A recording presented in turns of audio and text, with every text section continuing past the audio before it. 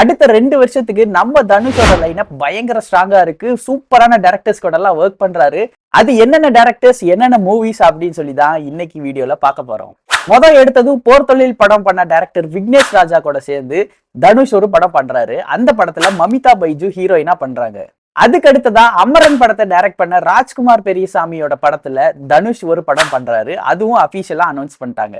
இது எல்லாத்துக்கும் மேல கர்ணன் படம் ஓஜி காம்போவான மாரி செல்வராஜ் கூட சேர்ந்து தனுஷ் திரும்ப ஒரு படம் பண்றாரு. இந்த படம் ஹிஸ்டரி ஜேர்னல்ல இருக்கும்னு சொல்லி ஆல்ரெடி அனௌன்ஸ் பண்ணி போஸ்டரும் விட்டுருக்காங்க.